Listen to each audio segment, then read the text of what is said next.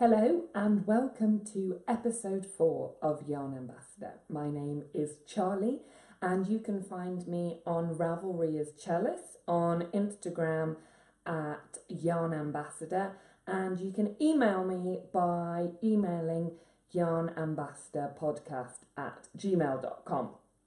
And you can find the blog part of this pod blog on yarnambassador.com. It's kind of the same content, but you can read it rather than watch it. So it's a flexible delivery of content. So thank you very much for joining me. If this is the first time you've come across the Yarn Ambassador pod blog, this is a pod blog that celebrates and showcases some of the independent yarn dyers and doers of the UK. This month is a special kind of month. It's a bit of a different month to the ones that we've had previously. And that is because we are showcasing the work of somebody called Kate Makin, who is Northern Yarn. Now, all the other pod blogs I've done previously have showcased independent yarn dyers who create wonderful rainbows of works on yarn that they buy in from elsewhere. Kate is a bit different. Kate is I would like to call her a curator of local yarns. She's based in Lancaster in the northwest of England, and driven by a burning ambition, I think, and also the closure of her local yarn shop, she went down the route of creating her own yarn from scratch. So Kate was very sweet and invited me to Lancaster, and so I went to see her and for us to have a chat about what Northern Yarn is, what she does, and here is that interview with her now. Hiya, thank you very much for being number 5 of the Yarn Ambassador podcast. I think it's number 4. I like that number. Yeah, it's a very auspicious number. And as I learn all my ambassadorial skills off adverts, there you go. There's some, you are spoiling us. Yes, I am spoiling you. Yeah, thank you. You are a little bit different to the others that we've had in that you are more of an independent yarn doer rather than a dyer yourself. Yeah. Do you want to explain what your setup is to those who might not be familiar? Yeah, so I would call myself a supplier of locally sourced British wool and yarn. So when I started up, we'd moved to Lancaster, relocated from London. And we had a wool shop that closed, and I missed my knitting group from London, so I set up the group first down around the corner at the Gregson, and then kind of when I was looking around the other yarn shops, there didn't seem to be any British wool, and if it was spun in Turkey or Peru. So I thought, I wonder if there's a gap, and then started, because as I came back I was just struck by the countryside and the farms that are around Lancaster, and my daughter goes to a school and all her friends live on farms, and it's, it seemed crazy that there's so many sheep around, but the wool, so little wool. Yeah, where's the wool going to?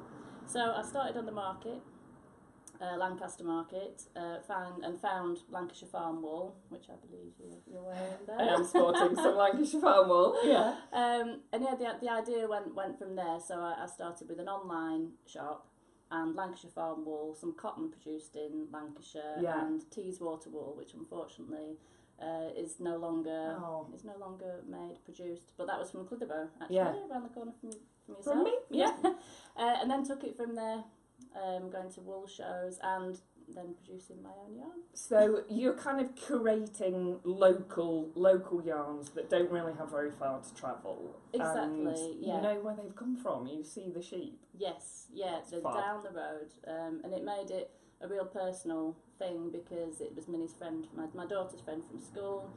I kind of thought, she's got sheep. I wonder what it was. A conversation. Yeah. What kind of sheep do you have? What do you do with the wool? Where does it go? And were they doing anything with the wool before you stepped in? Or? It goes to the wool board. Right. Okay. But they don't really get very much for it at the moment. And then it was interesting because her family, going back generations, were farmers and shepherds, and it, back in 100 years ago, the wool would pay for the what do you call it? The land, the Yeah, rental of the okay. land, and Yeah, it's yeah. just changed so much that they don't really get anything for a year till it's been auctioned off. Yeah, And okay. so she was really interested in having something done with it and following the process herself. She said she's never thought of the wool; it just gets taken off them once a year and sent off. And what that's kind of it. sheep does she have? Pole Dorset. Lovely. Well, she has different ones, but the main one's her The one that caught your eye, yeah. the pedigree Pole Dorset. Yeah. And she doesn't get as much for them as the Pole Dorsets down south, because apparently in Lancashire it changes the characteristics of the wool, Oh. which kind of makes a little bit of sense, I suppose. I mean, it would have to be generations and generations, I think, but with the rain, yes, you know, it's changes not us all. It changes all our characteristics living in Lancashire sometimes, which is fair enough. And you've taken that and you've decided to create your own Northern Yarn brand of wool, as well as being the online shop as well. Yeah. So what have you got? So I've last year's clip was the Northern Yarn double knit DK, which was 75% Pole Dorset from the farm down the road, and 25% Blueface Leicester. I wasn't sure how 100% Pole Dorset would feel like, because this is all like fairly new to me. It's kind of, I've been very honest on my blog, I'm not the best knitter, I don't know loads about wool at all, it's kind of a learning a learning journey for me. So I mixed in 25% Blueface Leicester from her uncle's farm down the road. Yeah. Oh, so nice. It's kind of a family affair. yeah. So this was dyed by Angela Gardner, I think, these ones. So this was my double knit, and I don't have any left in the skein to show you. But this was the 100% Pole Dorset lamb's wool. Because I went to see them being sheared, and as it was falling off, I just thought, I've got to do something with that, because I assumed the staple would be very short, because Pole Dorset doesn't have a long staple. Okay. But I thought, that's long enough. It was about 1.5 to 2 inches. And it was lovely. So I had that done as well as a 4-ply. Gorgeous in its natural natural colour. Yeah. Really beautiful. Light green. Nice pattern as well. What pattern is that? That is Suvi Knits, I think. Soft Sunday it's called. Soft Sunday. Yeah, we'll look I started knitting it on a Sunday. Oh, nice. Yeah. So those are the two I started with last year. So you had a mixture of dyed and natural. Yeah. And you got mates and people you know to do the dyeing. You're not a dyer yourself. No, I had a go with Angela, who comes to my knitting group. Yeah. She's a textile artist, and she does all sorts of lovely things with wool. And yet she showed me, so we went and we did steam dyeing and in the pan and different ways. And I thought, I'd love to try it maybe sometime in the future. So not ruling it out. No, I didn't want to ruin all my wool, basically. Fair enough. Myself. Yeah, practice on something a little less special, perhaps. Yeah. So, she did a batch, and Thorndolly, who I love, also dyed batches for me. And they're all local to here as well. Yeah, so it's Thorndolly's Preston, which is where I'm from originally, and Angela just lives down the road, so yeah. Brilliant. Yeah, brilliant. Local.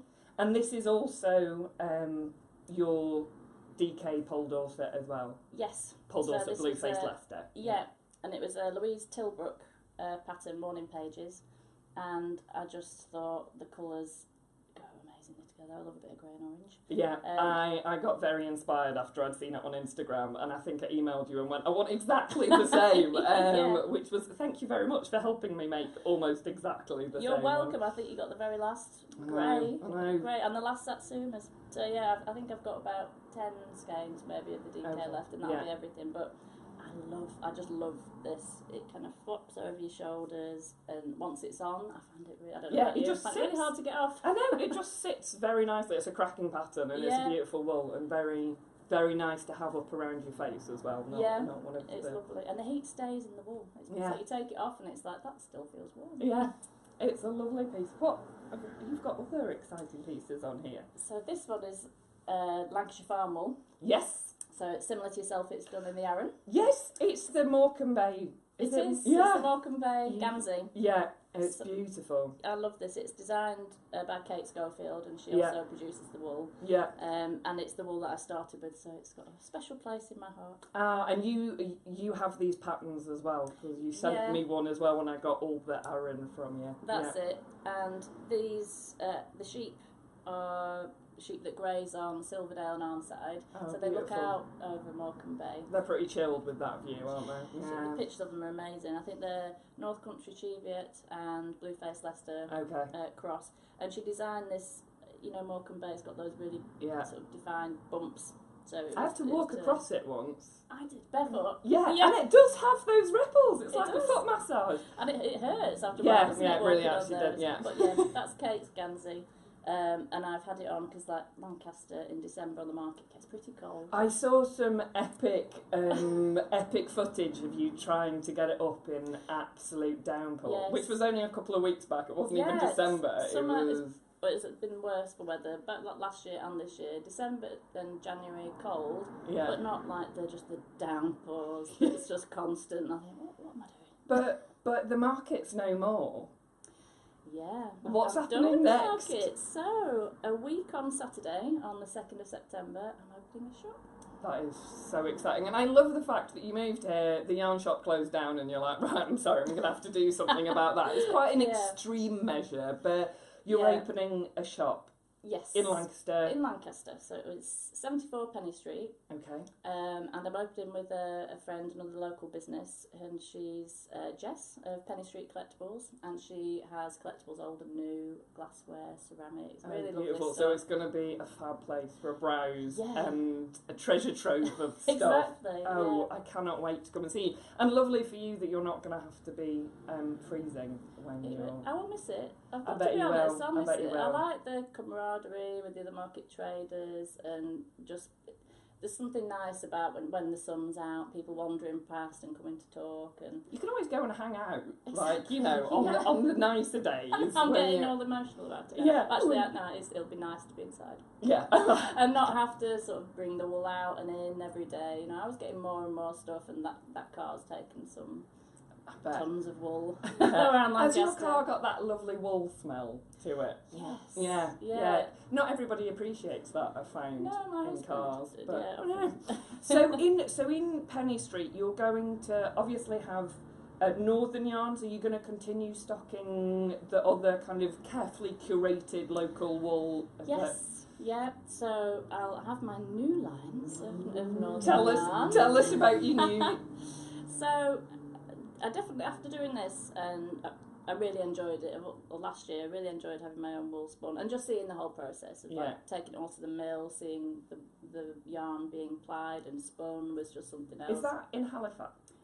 No, Goole. It's Halifax Spinning Mill, but it's in Goole. Right, okay. So Paul Brooks, who's great and just is, he knows everything about wool. So I decided I wanted to continue with that, but try different breeds. Mm-hmm. All Lancashire, so to keep it from local flocks. So there's going to be one secret line that will be revealed on the day. Okay. But one that I've been talking about is the lovely lonk. The lonk. I love the lonk, but I had never heard of lonk, and I thought I knew like quite a few breeds. What is a lonk? Well, I didn't know until I came across an article, I think it was Lancashire Live, of about the lonk breed, which is a breed of sheep that have been in Lancashire for 700 years or something. Apparently they used to be around the back of Whalley Abbey, and the monks used to make their habits from their wool. Seriously? So they're an ancient breed, which it was like, I love that. Yeah. But then I thought, well, it's a hill breed sheep, so I wasn't sure how soft or how wearable. Not that it has to be soft. That's the thing that I'm challenging all the time, and it's like just because it's not soft, it's still, you know, it'll last forever. It's very warm, all those characteristics. So I thought, I'm going to investigate. So it was actually Rachel from Pook, who tagged her friend who lives on a farm in Bolton. Okay. That's the lovely Emma of Brown Barn Farms, who keeps lonk. And we kind of just took it from there. We had a conversation. She said she'd have to come down to the farm. It's like, okay. So you don't have to tell me twice. I'm going to see some sheep. Yeah. And then, I mean, they live in the most beautiful place, the Lancashire Moors, just outside Bolton. And they love the lonk. You know, they love the breeds. How many did they have? She did tell me. They've got quite a few. A lot. Yeah. More than like 20. Yes. Yeah, okay. Yeah, That's and fair. she said that all the neighbouring farms keep lonk as well, and Seriously? that's kind of where they've always been. So there's this big strip of the Lancashire moors that they live on, and that's their habitat. Yeah. And so they're really great breed. They go and give birth, but before they do it, they go and find a spot, which like they go and then they come back to it, and they can be left to it. They're like, you know, they have birthing plans and everything. Birth plans, Yeah. it's kind of sensible. Of course. So yeah, I've gone with that. So I've been to collect. I went to collect the wool, which was just beautiful. The long staple, and I was surprised at how fine and soft it was. So that's gone to the mill. It's come back. Exciting. And it'll be available on the 2nd of September. Is there anyone else who's producing lonk yarn, or is it just you, or is... No, so when I was talking about lonk, when I put the article on my Facebook page, Kate Schofield of Lancashire Farm Wool sent me an article a little leaflet that she'd created a couple of years ago, because she loves lonk. Yeah. I didn't know, and she has had some spun. She's currently got some more in at the mill at the moment, but she sent me a skein, and then she sent me, I think there was only like a kilo, and I took it to Woolfest. I think I bought it. I think I got some of that as well, which I will show when I do the recording, because it's absolutely beautiful, and a lot softer than I was expecting, and it's got a kind of very buttery, creamy look to it as well, which is just gorgeous. Absolutely gorgeous. And another person spinning it is Susan Crawford, or having it produced. Yeah, she's having a lonk done as well, because I think she lives opposite. Okay. Well, that would lonk in it. That would make Lancashire. sense. That would make a lot of sense. Yeah. You said that lonk. Where does the name come from? I've heard that it comes from the Lancashire phrase lanky. Yeah. So if someone's lanky, they're very long and thin, I suppose. And I asked Emma about it. Leggy. Yeah. So when I told Emma, and she showed me the back of one of the sheep, and it's the body. Oh, the body's longer. Yeah, the body's long, and they had like slim legs, but mainly that the body was quite long and lanky. Lanky. So it's well, I quite like that idea that it's Lancashire. I do, and it's just really Lancashire, and it kind of fits in proper. with everything that I'm doing. Proper So it was stuff. perfect. Excellent. And for anybody who's following you on Instagram, they will have seen that your husband hijacked your account for a special birthday. Yes. And is this the quilt that got made? So Kate's husband hijacked your Instagram account and got everybody to send in squares, or your customers and all your mates, which is a lovely idea. So you now have a very special piece. It's just gorgeous. And Lovely. I will take it to the shop, but I think I'll have to bring it home every night to lie underneath as well. No, absolutely. I think it's a keeper for yourself. Yeah. So, happy birthday for them. Thank you. For a special birthday. Lovely husband. Yeah. Yeah. And listen, thank you very much, and good luck with the shop. I will be coming through. It's only a short hop away from the M6, so if anybody's heading up to the Lake District or up and around or near Lancaster, they should probably come and see you in your new shop. When does it open? 2nd of September. So September is a big month, and you'll have a special surprise yarn and all the other yarns and the as lonk well. and all the other lovely West Yorkshire spinners with the new Croft Shetland tweed. Oh yeah, that looks amazing as well. So thank you very, very much, and I can't wait to see the new surprise yarn. I know, well, it will all be revealed. So I hope you enjoyed hearing from Kate about her journey from being a knitter to someone who is sourcing out purebred fleece from her surrounding fields and Lancashire and a bit further afield. So it did take me a small moment to work out how Northern Yarn worked. So she has her online shop and now a physical shop in Penny Street, so congratulations to her for that. And she brings in local yarn producers, of which there are several. There is Lancashire Farm Wools, there is Thorndolly Yarns. She also stocks and sells West Yorkshire Spinners, so a bit more well known. But she acts as a kind of curator and collective almost for local yarn producers.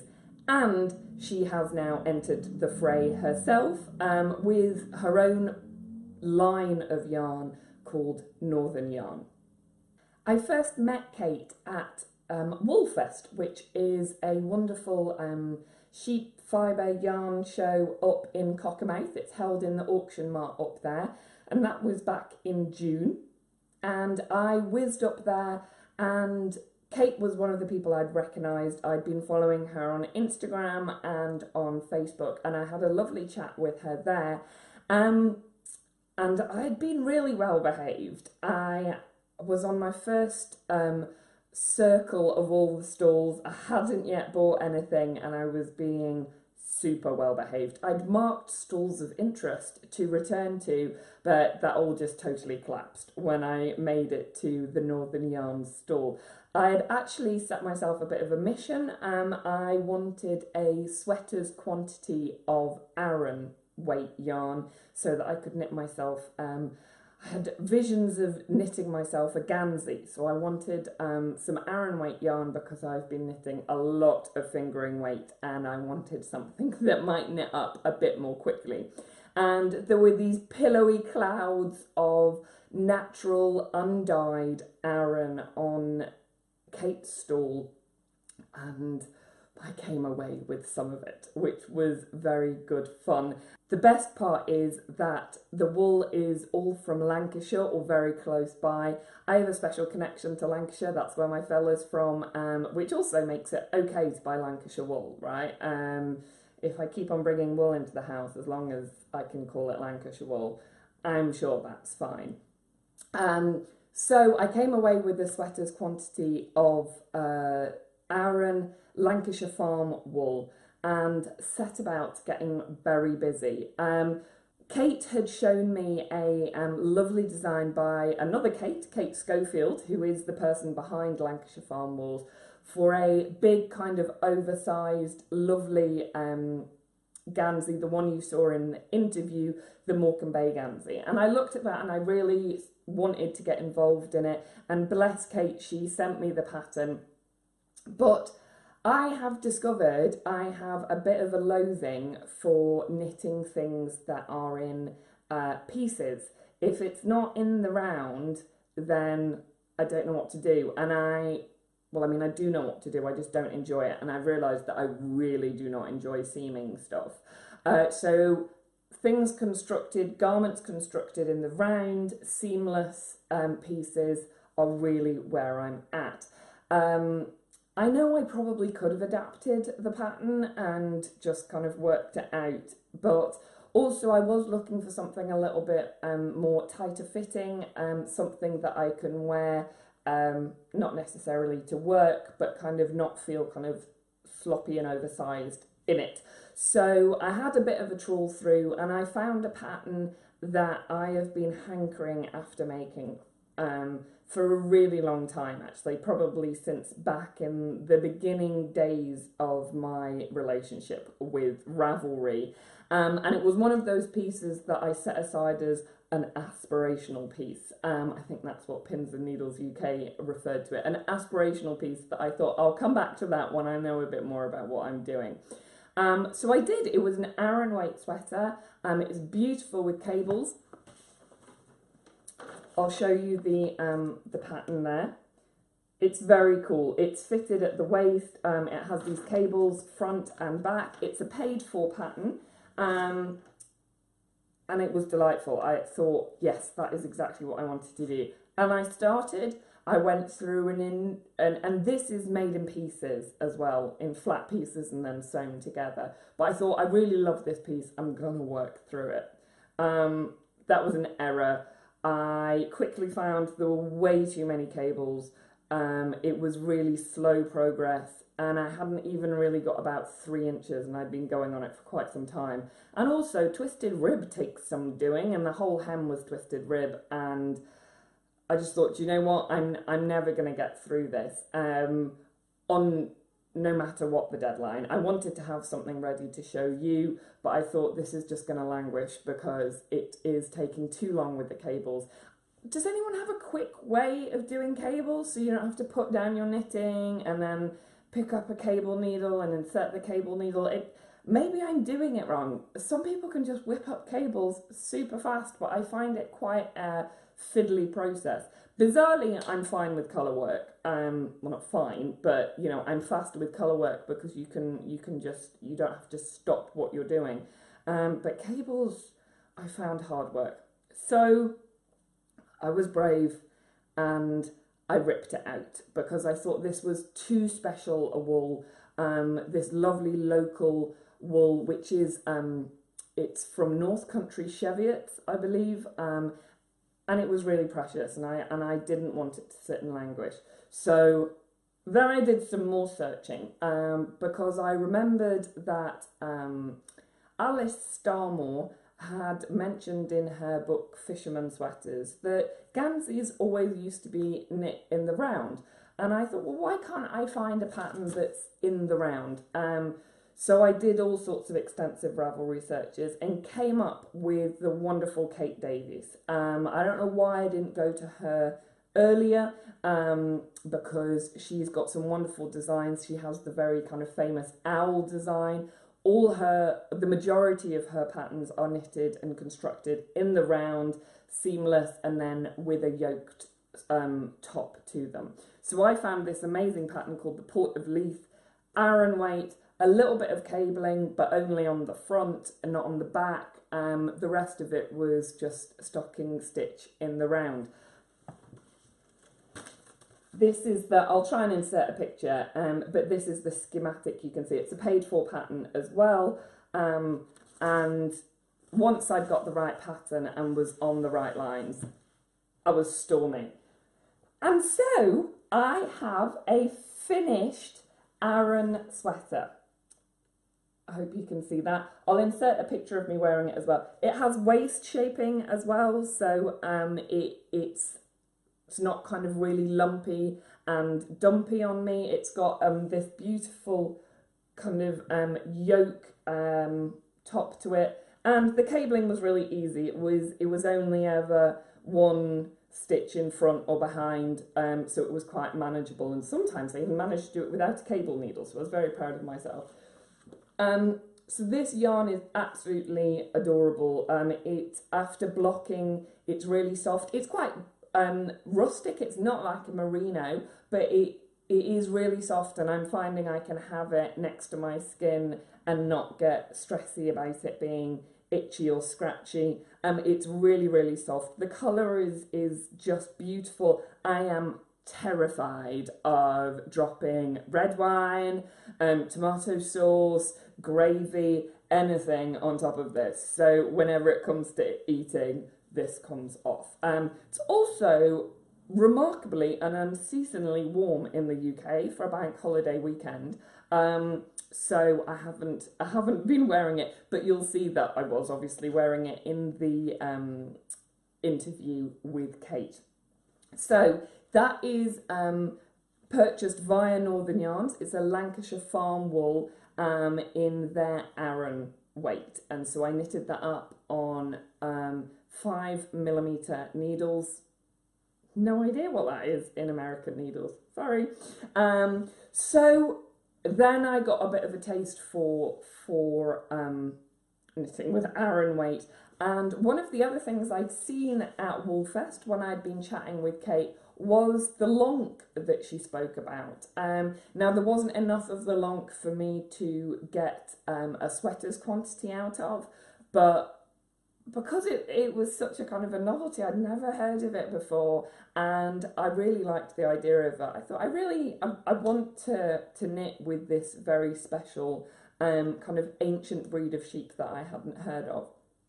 And Kate had 3 skeins of that left. So I got my hands on those and then spent some time looking for a suitable pattern again. Seem to be spending a lot of time looking for suitable patterns on Ravelry. But I came up with the classic cowl, which is by Pearl Soho. And that makes this wonderful chunky brioche. I think they call it fluffy brioche. I accidentally ended up doing brioche. I cannot do brioche, but this is a kind of, it's almost like moss stitch, seed stitch. And it makes, and I think they also call it honeycomb pattern as well. So I used this special lonk and made a long kind of oversized cowl that is going to be so snuggly. It is super snuggly. And so it's got a really nice structure to it. Again, after blocking, it's soft. I don't mind having it. It's not, if people have a bit of a sensitivity to wool and a bit scratchy about it, like my sister is, then this probably isn't for them. But if you're just a normal person who is fine with normal wool, then you can definitely have this up round your face. And it's really cozy, and it's going to sit beautifully underneath a coat. Can't wait for winter. So again, this was Lancashire Farm wools, again purchased through Kate. But as Kate was saying, there is some lonk on the horizon that you will be able to get from Northern Yarns in a variety of different weights, I believe. So watch that space, and I would highly recommend the lonk. One of the things that I noticed when I was knitting the Aran jumper and the lonk cowl is the difference between the colours slightly. Now I hope this shows up, but you can see this one here is the lonk, and it's a bit more kind of creamy. It's a bit more yellowy compared to the cheviot, which is there. I'm not sure it shows up terribly clearly, but perhaps if I do that, you can see there is some difference. So this is the lonk, and this is the North Country cheviot. But they are both beautiful, and that's how much I had left over of the lonk, and I had quite a bit left over from the from knitting the jumper. I had about 3 skeins left of that, and they're quite reasonable. They're about £10 a skein. So yeah, I thought that was quite good. So those were what I got via Northern Yarn to make those. And like I mentioned, Kate is really good. She's exactly the kind of local yarn shop person you want to have. She's always very quick at responding on email, and when I'd emailed her going, oh my goodness, I must get my hands on some lonk, bless her, she had ferreted around and dug up what was needed. So those are 2 pieces that are made from Lancashire Farm wool that you can get via Northern Yarn, both online and in her shop, in her new shop. So I loved that. I'd been wrapped up in Lancashire hugs all the whole month, and I cannot wait for it to be proper jumper weather, proper sweater weather. So that's Lancashire Farm wool. One of the other independent yarn producers that Kate sells through her shops is Thorn Dolly. Now, Thorn Dolly yarns are probably ones that I could do a whole episode on, and maybe will do in the future. She's got this very cool logo, and this is another little piece I picked up from Woolfest. Can you guess what it is yet? Yes, it is another Linus shawl. I am a little bit obsessed with this pattern. It's a net Cordes, I think, and I picked up this wonderfully moody dark grey from Thorn Dolly. It's a sock weight yarn.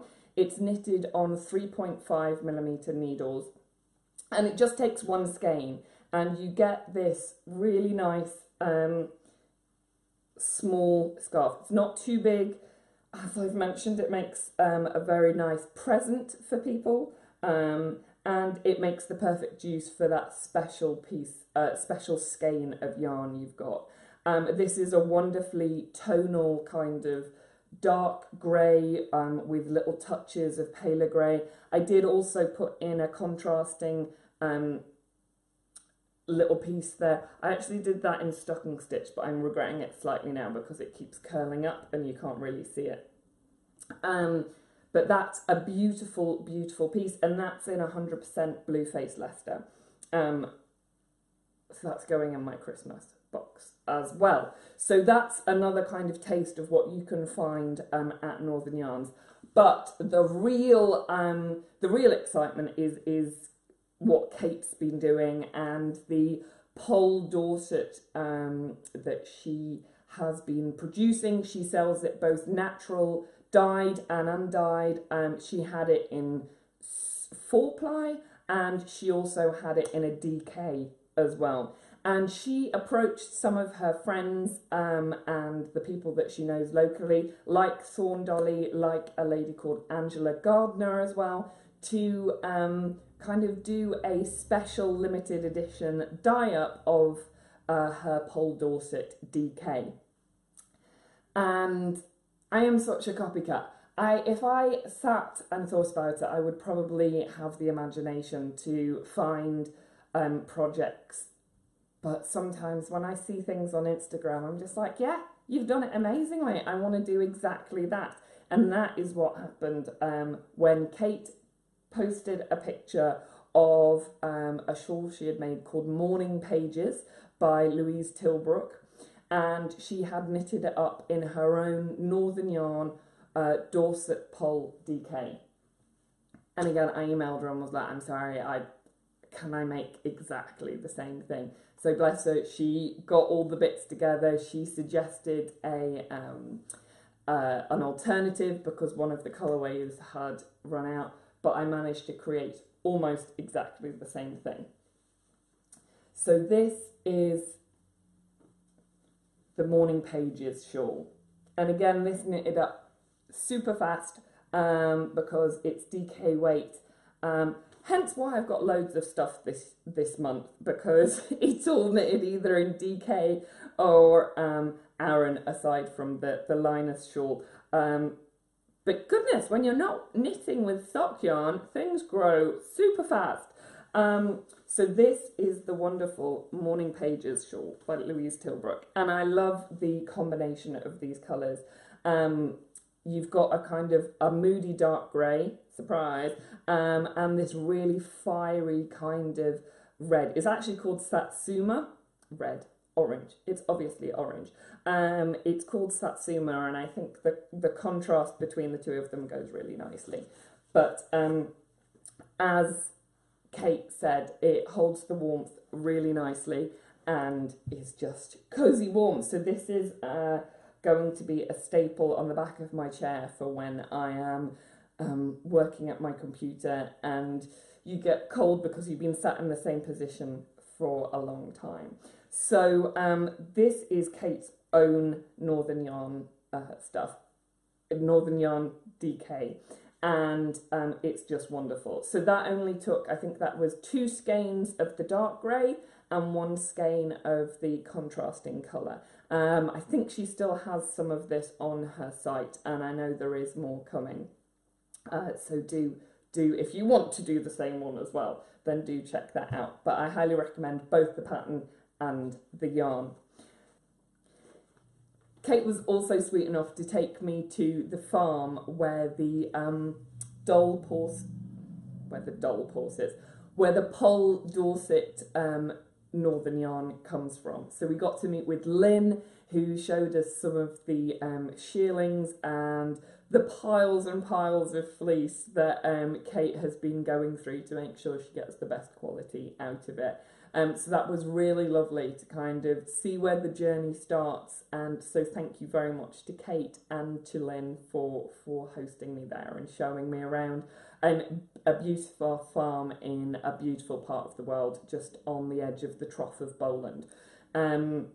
So when you're done visiting Kate in Penny Street, then head up into the Trough of Bowland because it's the most outstanding and beautiful place ever.